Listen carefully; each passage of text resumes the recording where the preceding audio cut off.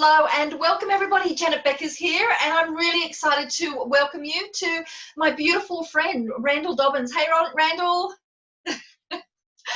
And I'm so excited to have Randall here because we got to spend a bit of time with each other about a year or so ago when we were both, at similar, meeting at different events, and we just really hit off, and so it's so lovely to connect again, and especially because Randall has a really unique business that that helps on so many different levels. We're going to dive into that, but know here, if you are interested in getting corporate contracts, if you are interested in your business, even your business, if it feels really small, in being able to get these really lucrative contracts that go for years and years and years in the corporate market, Randall's your man. So that's what we're going to be talking about today. And also with this, we're going to talk even further about this extra twist of the other expertise that Randall brings to this, where not only with corporate and getting those contracts, but also what do you do if you're in a minority, that you yourself, your business is owned by a minority. And we're going to talk a little bit about that because Randall's got I've learned a lot about this particular market just before we got on here. So I'm really looking forward to sharing those insights with you and about the contracts. So really looking forward to today, Randall. Likewise, Janet. Thanks for having me on. I appreciate it. Yeah, it's going to be fantastic because I know when we first met, I had about a year where I was taking part in a mastermind group with Ryan Levesque, and so I was over in the US for 2 months out of 12 months. I was over there, I think, four times, and a lot of that was really immersed. And we met at the very beginning and again at the very end. And what was really lovely is right at that beginning, I can remember you, Randall, saying, I just want to talk to you about what I'm doing. And we had some really good conversations and insights into who you help. And then a year later, seeing, the progress that you had made and what you were doing and your amazing persistence. And now it's about another year and a half later and seeing that growth. So it's been, I feel as if I've been watching, being part of this business evolving. It's exciting. Very much so. And it's been an amazing journey. I think, my journey is similar to a number of people that go after corporate contracting in terms of the perspective of being a business owner. A lot of what you talk about with, romance your tribe, you can have a great idea, but wrapping a business around a great idea is a very different proposition. Yeah, absolutely. And just really understanding that market well so that you know what you need to be offering. Yeah. Mm-hmm. So what we might do here, Randall, is we might spend a little bit of time today. We're going to talk about you and who you help.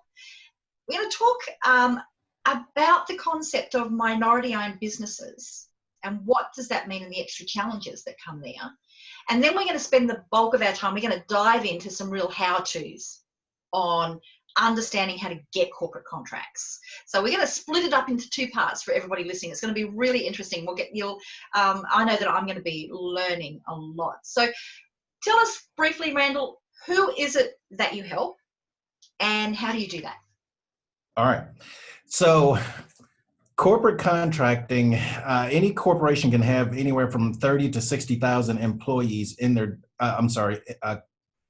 suppliers in their database at any given time. 30 to 60,000 suppliers, people they do business with, they purchase goods and services. They buy some of everything. Pretty much everything you have in your house, they purchase. from the washroom to the kitchen and everything in between. Now, and then of course they purchase items that are specific to their manufacturing. So if you think of, for example, Ford, clearly Ford buys everything that goes into a car or a truck, but Ford buys everything else that you need to put those together. So they buy real estate, they buy furniture, they buy consulting services, they buy health and wellness, consulting and education and various products, insurance products. Right. They cleaning supplies, they purchase everything. Historically, what's happened is it was a boys' club for the most part, because for the people who had the vision to start those kinds of businesses, they had people who had the vision to figure out how to supply them. And that came at the expense of doing business with folks that didn't look like them. Right. Women didn't look like them, and people of color didn't look like them. Right. Yeah, because they would be doing it through introductions, through their mates network. Absolutely. Or their best buddy from high school or from the golf club. It wasn't that there was an effort to keep people out. I mean, in some places that's exactly what it was, but in other places it was just, let me go with who I know. Okay. Yeah. Yeah. And and so now that we're at a point that these organizations have grown so large that they accept that they have a responsibility to create opportunity for others, primarily because they consume so much in resources. You can't be Right. a consumer of resources and not find a way to share the wealth. Okay. Right. That's, yeah. So, and the companies we're talking about are like these Fortune 500 companies. They're big, big companies that have a big impact on the economy. Absolutely. Just the Fortune 500, the top 500 companies alone, the global 500. All right. Okay. That's mostly public companies. There are a handful of private companies in there, but just those 500 alone in 2017, they had annual sales in excess of $30 trillion with a T. Wow. To put that in perspective, I tell folks, the budget of the U.S. government, which is, one of the larger governments, is just over $4 trillion. The U.S. economy that a lot of people are trying to sell into is 19.1 trillion. Yet these 500 companies, not the global 1,000, not the global 2,000, just the global 500, account for $30 trillion worth of spend every single year. Right. Wow. Wow. So, I mean, that's when you're talking about how now they're becoming aware that, you know what, we've created this white boys club.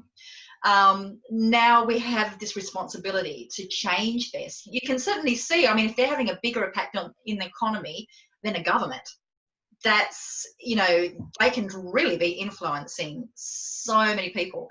So, so yeah, continue on. So how does that then, with the people that you help, how does that impact?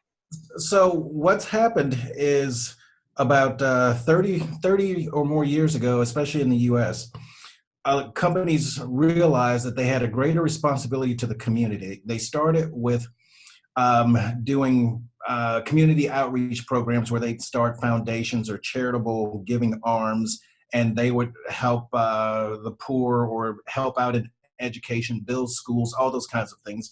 But the emphasis became, okay, you all have created an economic powerhouse. So if you really want to help communities, then you need to create sustainable economic opportunities for everyone else to get to that level as well as you. So a lot of them created what's now referred to as supplier diversity. All right. And supplier diversity is not only are they looking at diversity and inclusion within their employee base, they're looking at diversity and inclusion to their supply base. And here's where it's great for entrepreneurs and small business owners.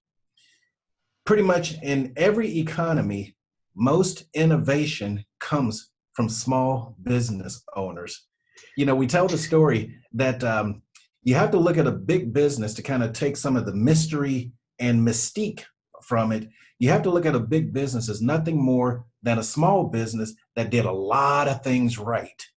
They had video been around, they probably would have been having conversations like we're having. But even the people that created this technology that we're using, it was just an idea in someone's head. Same with Ford Motor Company, same with people that created the light bulb, same with Elon Musk with Tesla. All right.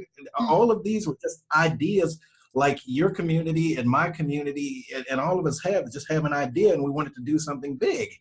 And so what a lot of them realized, especially now as we have gotten into the 21st century and we're moving forward, they understand that their customers, either direct or indirect, are mostly women and minorities. So 70% of their customer base is now diverse, are non-white males.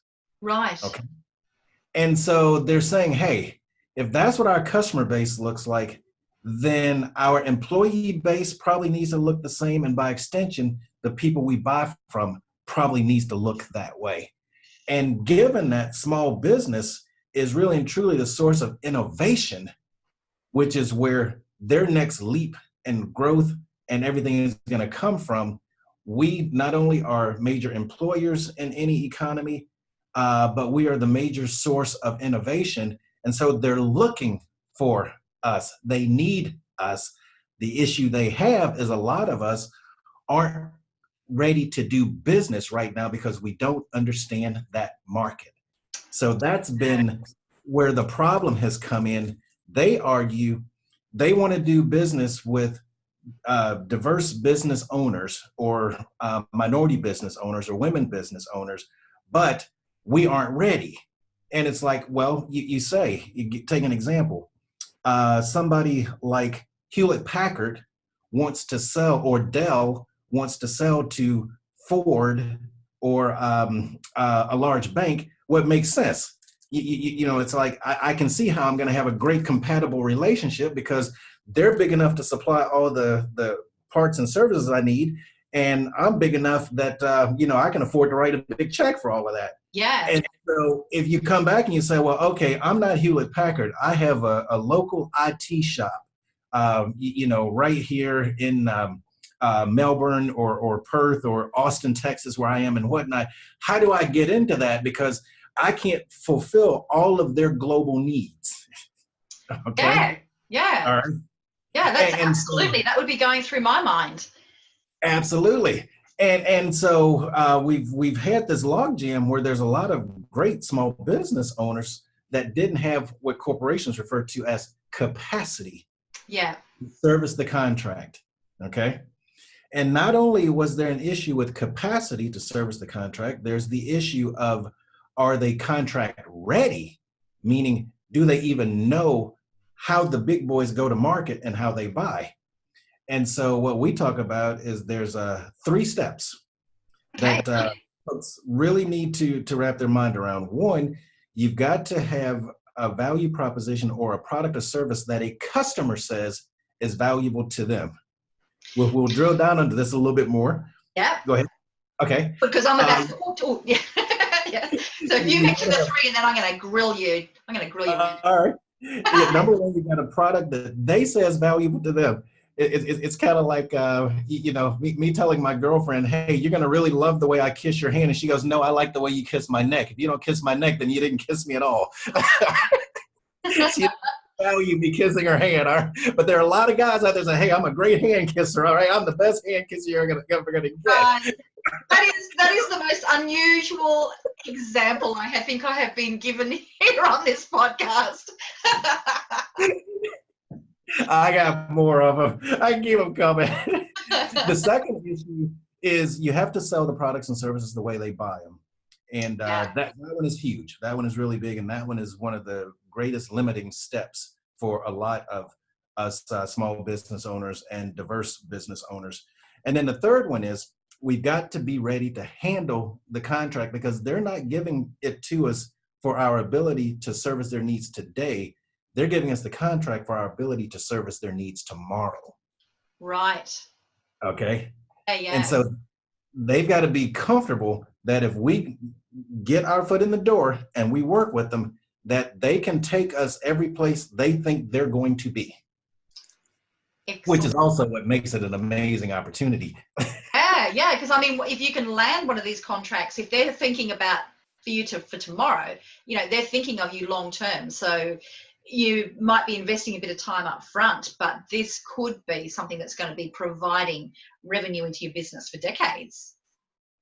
Absolutely. We see in some cases, you take the McDonald's company, and I don't care what country you're in, they have a company called Martin Brower. You can go to the Martin Brower website. They refer to themselves as the logistics company for McDonald's. And then you might say, well, what does that mean? Okay. First and foremost, those two companies started on a handshake for, at this point, over 60 years now. They've been together. Right. Right. And Martin Brower, when they talk about logistics, Martin Brower moves the beef from the Australian farmers to wherever in the world McDonald's needs beef. They handle all the warehousing. And so any place that McDonald's needs a warehouse for all their other goods and services, Martin Brower has responsibility for making sure that everything that goes into a McDonald's store gets there at the time they need it, without having too much inventory or having too little inventory. Right. They do all the math that goes on in between to make sure that whether you drive in after a huge soccer match or rugby match, or you drive in the middle of the day where nobody's doing anything, that you can get your Big Mac and fries. Yeah, you're not going to hear, oh, look, we're out of that today. Do you want to know what the daily special is instead? Yeah. All right. But I mean, it's an amazing concept where you say there's that kind of relationship, like you say, that has extended for decades. For suppliers that have been with them for over 100 years, other companies that have been around for a while. It's like, yes, Hewlett Packard and Disney. When Walt Disney put Disney together, he and Hewlett Packard have had an arrangement that is still standing to this day. Right. Wow. So that's the potential that you can have, that these long-term relationships. So if we go back now, because if we think about these three things that they're going to be making their decisions on. So if I give you an example of some typical people who may be listening to this podcast, can we now look at, well, what do you have to know in place so that you can maximize your chances of understanding how that works? Will that work all right? Absolutely. Absolutely. Well, a lot of the people who I know are listening here, they are the experts at what they do. So they may be a coach, a consultant, a service provider. So an example of somebody going into corporate might be somebody who, say, can go in and for all of their staff, they can be starting to run, say, health and yoga programs for the staff. Or they might be somebody that does some kind of training that they can be using for team building or for corporate training. Or they may also be creating some sort of products as well. But a lot of these people it's their expertise that they may be packaging together to be able to help a larger group of people rather than one-on-one. So if we take us that sort of person that would be thinking, wow, like there's this huge potential, like I'm sold, Randall, like this is a great, I want to be able to see how do I go into the corporate market. What's some of the things that they need to learn or to have in place to be able to do that with confidence? So every group you mentioned, corporations buy those services. I have a friend that actually has a massage business, and she actually goes in, she's a massage therapist, and she actually goes into a large oil company, the world's second largest oil company. She goes into their headquarters in the Woodlands, Texas, and provides massages on site for their employees. Great. Okay. Yeah. So, I tell folks, and I want to be clear with everyone on this, because we get a number of people that have, like beauticians and stylists and other kinds of things. You have to differentiate between what it is the company buys versus what the company employees buy. Okay. And so then which specific one of those are your customers. But let's be really precise about the question you just asked. Yeah. The issue is not will the company buy it? The issue is there a compelling business case why, if it's something they hadn't done, they need to do? Now, you mentioned coaching. Let's take coaching and wellness, all right? Mm-hmm. You pretty much pick any economy, and there's a potential for a loss of productivity or potential burnout of employees. I really don't care what the country is. I don't really, especially in the Fortune 500, as competitive as it is. Yeah.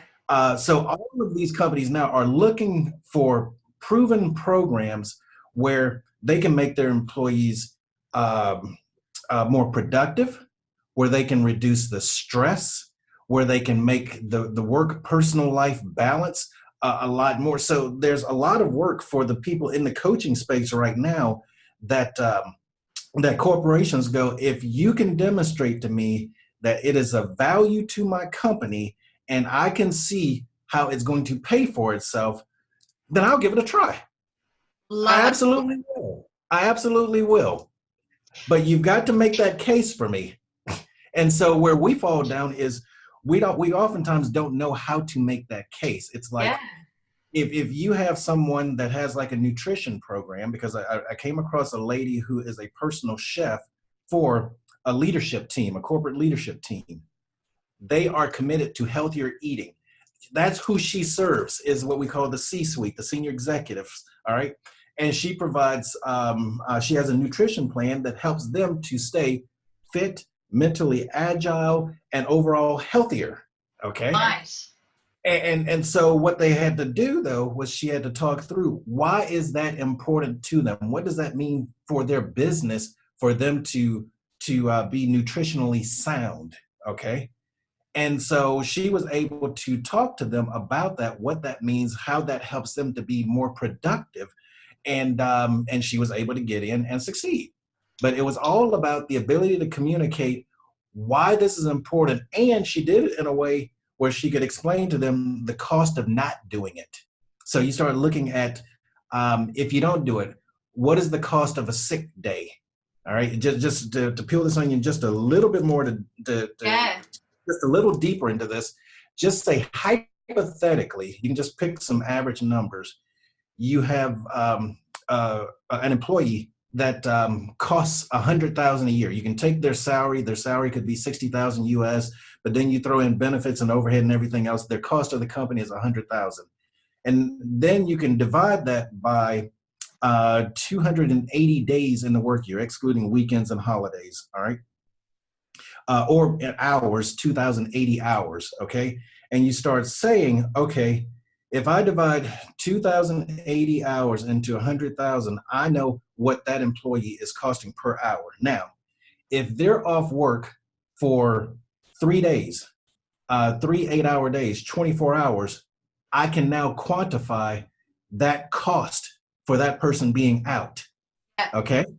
And if they are worried about their children because we've got people running crazy with guns and this, that, and the other and whatnot, and if I've got a solution that actually helps folks to be more protected, if I've got a solution that helps people to be more aware and other kinds of things, then I can now quantify the impact of that to the organization. If I know that I've got a planner, or I've got a team building technique or process that allows them to be more productive. If I say in a 2,080 hour work year, what if I can get you an additional 208 hours, 10% of productivity?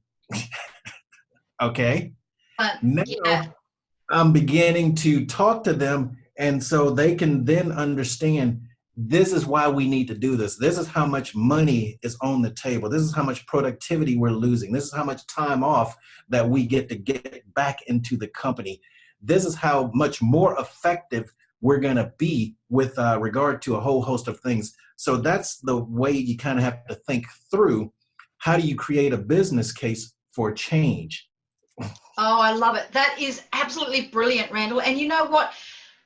That's the thing where I've noticed other people, they will struggle with that, because they will go, well, we all might be able to go, okay, well, I can understand the benefits of being healthier and all of those sorts of stuff. But businesses, they're speaking the language of money. They need to know, either you're going to save them or you're going to make them. And so I love that you have given such a really good example. And I love how you use the term, let's peel the onion more. I just love that visual.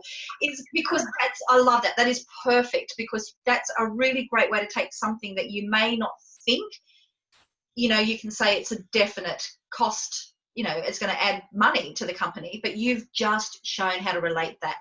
Perfect. That's a great one to do. So yeah, that's my challenge. If you're listening to this and you've got, or even one of these examples that we've been talking about, is my challenge to you is, how can you break down exactly what Randall said there and apply it to what you do? And if you do, let us know. I'd be really excited to hear how you've done that. So over to the next one then. So people don't know how to actually position this. How do they actually present it to the corporate? So what's the next things that we need to know? So the next issue, which is the next gap, is people oftentimes don't understand how corporations go to market. And my example on this one is I imagine you're going in to buy a new car. All right. You've done all your research. You've done all your homework. You know exactly what you want. You know the make, you know the model, you know all the features you want, you know the color, you know whether you need a minivan, a convertible, or a two-seater, a four-door sedan, an SUV. You know everything you need. All right. You go to the new car dealer and you see this really attractive salesperson coming your way, all eager and excited because they feel like they're going to close a sale. And imagine, you've done all this homework, you're ready. You're not stepping onto the lot until you know you're ready to buy, okay? Yeah. And so imagine the salesperson comes up to you and says, hey, boy, do I have a deal on a nice new set of tires. Right. And you, what? And so I have this thing that goes, never sell tires to a new car buyer. Love it. That's a good one. I love it. And what happens, and this happened to me when I was actually a buyer. I was a buyer for the world's largest oil company at that time. And I had responsibility to find women and minority business owners or diverse business owners to purchase from. And they would often approach me only selling a part of the solution. So the guy selling the tires is like, well, yeah, my new car has tires, but I need, everything else that goes with those tires. Yeah. If I only needed tires, I wouldn't be here at the new car lot. Excellent. Yeah. Okay. And so a lot of us never do the homework to find out how they purchase what we sell. So we oftentimes walk in with a part of the solution. And the problem that creates is, imagine that you're not going to just buy parts for your car, okay, for a new car. You're not going to buy them individually. The reason it's attractive is because it's a single solution. It's pre-assembled, it's ready to go, it's built, it's done, okay? Right. So what you want is someone to sell it to you the way you want to use it right now, okay? Excellent. I love it.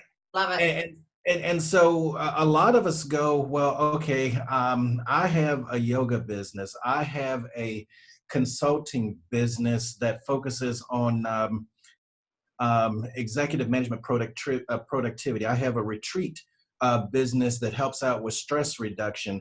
I have a widget business that manufactures this specific part of a solution, but I don't have the whole solution. And so now what I'm asking the customer to do is they have what's called a tightly integrated supply chain, and I'm telling them to break their supply chain up so that they can do business with me. And it's like, no, if you can sell me the whole thing, then come on in, primarily because I'm buying the whole thing from somebody right now. Okay. Right, but I'm having to deal with a few different people if you can do it in one go. There you go. That is brilliant. And, I'm just thinking of some clients that I have helped to actually take, because the examples that I've given, have been people who I've worked with and have been going into companies that have numerous premises. And one of the things we looked at was, we've got to do that research, because if we can make it really easy for them to just buy it and we can automatically open it across every single location that they have, because you can do that. is with cloud-based things, is that's going to make it really, really easy to sell. And that's what worked. So I love that you've said that. Absolutely. And in this case, a lot of us struggle with, well, how do I find out how they buy things? Well, you go to a networking event where they are, one of their conferences or other types of things, and you ask them, how do you buy this? All right.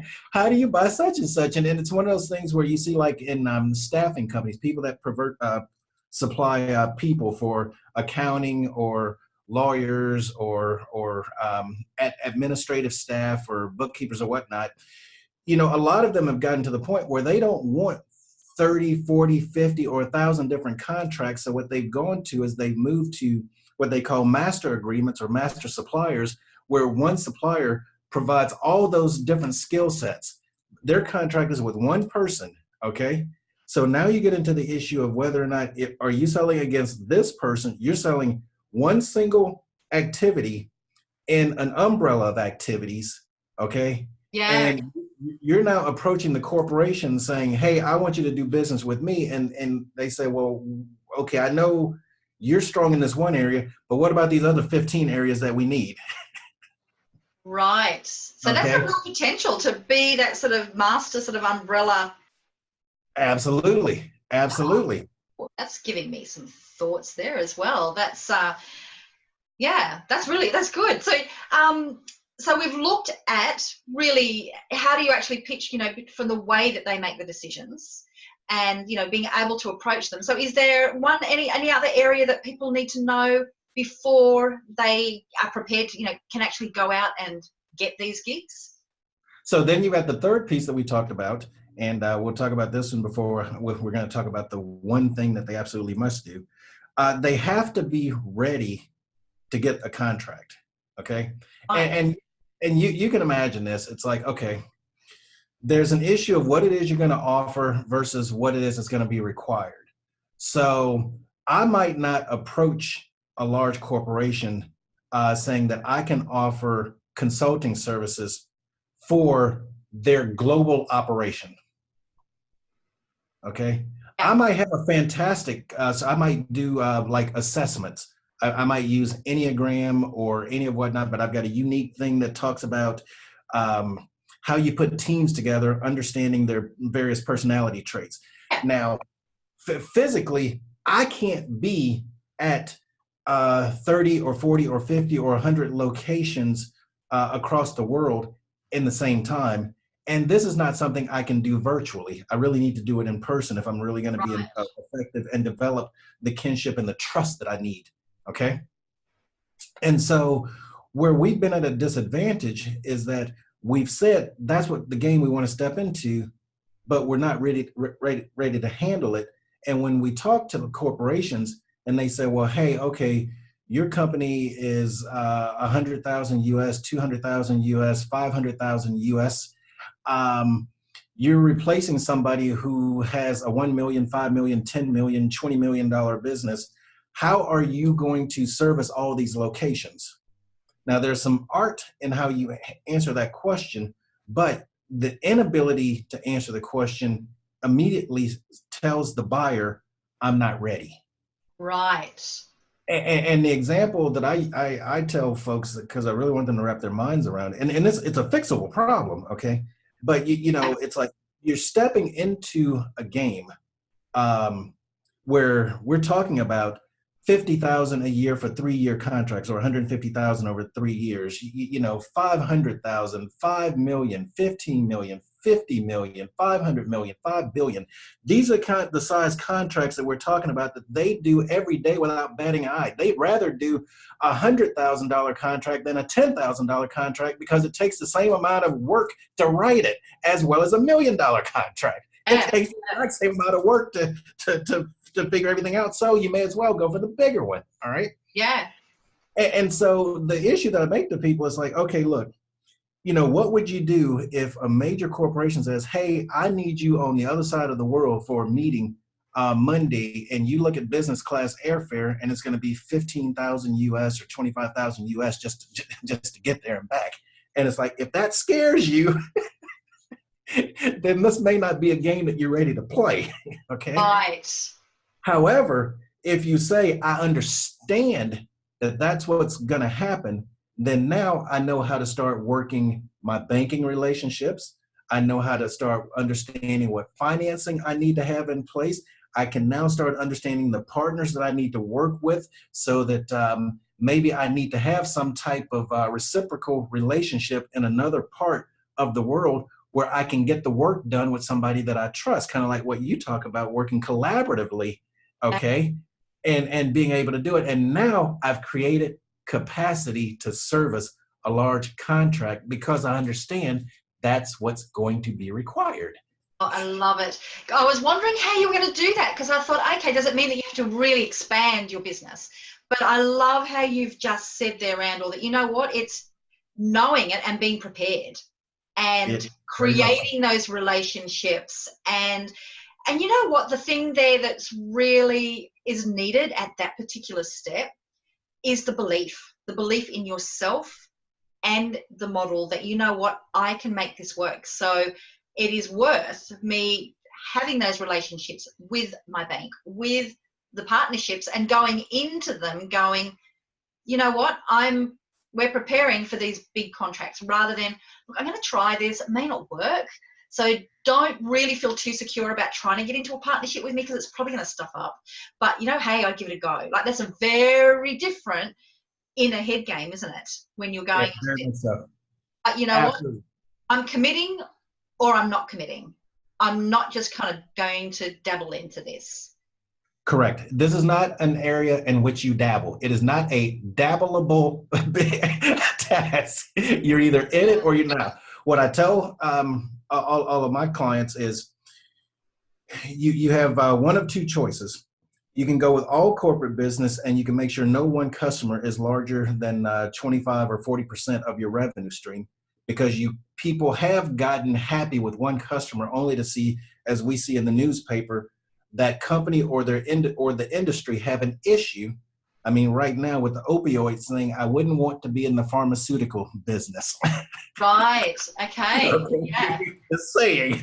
All right. And so there's a reckoning coming. So you don't want one customer to be more than 20 or 40% of your business. And oh, by the way, you can have multiple Fortune 500 customers, or you might say, I only want Fortune 500s to be some 20 or 40% of my business. I may only want corporates to be some part of, because as you and I were talking about previously, these are contracts that typically go 3 to 5 years and then they renew. So they can go for 10 years, 20 years, 30 years, 40 years. If you know what you're doing, you know how to service them, you know how to keep the client happy with regard to the results they're getting from you. Benchmarked against all your competitors, if your results continue to be better year over year, which, as you started with, a lot of us are experts in our field. So in our case, being experts in our field means we're on top of our industry and we know how to keep continuing to deliver value better than the competitors. All Yeah. right. With Yeah. that mindset, we can have contracts in a reasonably stable environment for a long time to come. It's not by accident that the big consulting firms like Deloitte and PricewaterhouseCoopers and all those people are still in business all these years later. Okay. I mean, a lot of them have had a lot of the same contracts since the beginning because they know how to continue to add value. And you know what? That is actually a really nice thing for us to start to wrap up on is, you know what? And this is the same, whether you're going to be going for corporate and getting those continual contracts, or whether you're just going business to consumer or business to smaller business, is it's one thing to get the contract and be prepared for it. The other one is, you know what? You've got to aim for excellence, because not only does that give your clients the results that they need, it also means that that's how your business keeps on growing. So aim for excellence is, Absolutely. if you do that, that's where you keep on getting that repeat business. It's Absolutely. I love that. Oh, look, you've really got my mind buzzing here. I'm thinking about different clients that I've got, and different ways that we can be putting, really expanding into these markets. Very exciting. And so for what would be like a last thing for you, actions that people could take this week, Randall, if what we've been talking about here, that their mind is also buzzing and they're thinking, yep, you know what, I'm going to go for here. Like, what's actions that people could take this week that's going to get them started? Okay. So, and I'm going to do this briefly. Yeah. I want people to make sure that they avoid a huge mistake that folks make going into this market. The goal becomes just to get in. And they assume that whatever that opportunity is, that's more important than anything else. And I'm going to tell you right now, it's not. Okay. The most important thing is to understand what is your core business. All right. And when I talk about core, what I'm specifically saying is, what is it that you do better than your competitors? It may not be what you went into business to do. You may find that you went into business to provide a product or provide a service, but what your customer tells you about is the thing that you are absolutely the best at, and they pay a fortune for it, is your project management. Right. Okay. All right. And so the reason I say that is because you look at like a company like FedEx and you assume that FedEx is their core business is the package delivery. And it's like, no, their core business is actually the tracking. Right. Okay. Yeah. You look at McDonald's and you might say McDonald's core business is the burgers. Is like, no, their core business is real estate. You look at AT&T and you might say, hey, their core business is wireless. And it's like, no, their core business is wires. All those wires that they've streamed over underneath the ocean. And their ability to leverage that investment that they put in wires that's their core business. When they purchased Time Warner and AOL and everything else, they could put more traffic through existing wires. Okay, that's their core business. So what you want to focus on is the one thing that I want you to do this week is to really zero in on what is it that you do better than your competitors, and your customers recognize it as your expertise. Now, the reason that's important is as you begin to partner with other companies to build out your ability to A, create a solution, and B, to service a large contract, you want to know what you do well so that you don't give it away. All right. And not only do you not give it away, but what you do well, because you do it well, it should be the easiest thing for you to scale. Okay. Yeah. And your ability to scale is what's going to help you to manage large contracts. The problem is people scale this way and they become best at nothing when they scale horizontally. They're stretched too thin. They're doing a lot of things. They're not making money on these different things, but they say, hey, I have to do this because the customer asked me to do this. It's like, no, this is not what you're good at. So stick with what you're good at, and then develop partnerships for people who are good at the other things that you don't do or aren't good at. And then you all come together to work together for your solution. And that allows you to compete against the big boys. And the reason this is important right now is a lot of big corporations, we see it, we just don't know the thinking around why it happens. They are shedding what they call non-core business units. They're getting back to their core business because they're not profitable doing stuff that they aren't good at. Yeah. So focus on your core this week. What is it? What is it that you do well, that you're better at? And then secondly, understand what is the actual value of it. All right. What is the actual savings? And you can even ask your customers, hey, you said, look, we have a great customer service organization. You like that better than our ability to come in and sell you the product. All right. What does that mean to your business? And somebody said, oh, wow, that saves us, 4 hours of research every time we call you. That saves us from having to dispatch a team of people out to do something. That saves us internally a whole host of rework. What they just told you is here's the value of what you do well to their business. They just wrote your sales pitch. I love it. And you know what? And if you don't know the answer to that, you've just given it, Randall, is go and talk to your customers. Is if you're not really clear on exactly what that thing is, that may not be, this is what I started the business for, but it's, hey, that's what we're good at. Talk to your clients. That is really good advice. If you can do that this week, that's my mind is thinking so much on this, Randall. And be open to what they tell you, because we oftentimes tie our ego to, well, this is what I do. And it's like, yes, this is what you do, but that's really not what people value.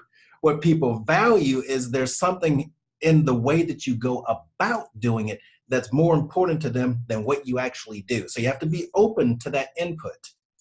Love it. That is brilliant. That is really, really good advice to end on. So we've just covered so many things here. So it's a bit of a recap here for everybody that's listening, is if what Randall's been talking about with the, venturing into corporate contracts is take that time to really look at, what is it? What is the value that you're adding? So how do you know that you can go and talk to them and show them the value? So Randall talks some really good advice there, peeling back that onion, on actually showing them the numbers, and then also looking at, how do they buy things so that you're actually selling the car rather than the tires. You've got really good analogies. And then to be able to make sure that you can actually deliver. So what do you need to have in place? And I loved your ideas of actually looking at partnerships to be able to make sure that you can deliver there. Doing those things there is just really valuable work. And I love how systematic you've been about that, Randall. Now, with people, if they want to know more, how can they get into Randall's world, and where is a good place for people to start? Right now, they can actually go to one of my websites, corporatecontracts101.com. And we've got some things going on right now in the near future that they can take advantage of for free. Excellent. and I think they're going to be pleased. We're going to walk through the simple things it takes to actually get into this game. And we're going to go into a little bit more depth around the three things that I just mentioned to you. Around what specifically do you need to know, and we get into talking about negotiating, because a lot of people fear negotiating with the big boys, and it's like there's no reason to fear it at all. But you can go take a look at that site. You'll see what we're talking about, and we've got some dates coming along down the road where there's live training available, as well as some online events and other kinds of things. So corporatecontracts101.com, that's the place to go. That is brilliant. And as you can tell, Randall's got a very beautiful, systematic way of talking about it in a very clear way. And I just like to hear you laugh, actually. I can't hear your laugh without me wanting to have a good gut laugh as well. And in my box, when it comes that's one of my things when I work with any partner or with clients that I'm working closely with, is I've got to have a good laugh. So yeah, that's that must be why we became friends straight off. I think so. Yeah. Great energy. Yeah. Well, thank you so much for your time, Randall. My mind is buzzing, and if you've got some value from today listening, and hey, how could you not? One of the best things that you can do for Randall and I is to let us know what were your ahas and what action have you taken. So go over and stalk Randall go over to Corporate Contracts 101, go and stalk him on social media and let him know, what did you get from today? That is incredibly valuable. And I would love that too. So if you're listening to this on iTunes, I would really appreciate if you would leave a comment and tell people, what did you get from today's episode? And that will help other people to be able to find this as well. And it's just incredibly rewarding for us to be able to hear, because we share these things because we want people to actually implement. So thank you so much for your time, Randall. Thank you very much, everybody, for listening. And I am really looking forward to hearing what kind of action that you take. So go out there and go get them, folks, and change the world. Bye. Take care. Thanks, everyone.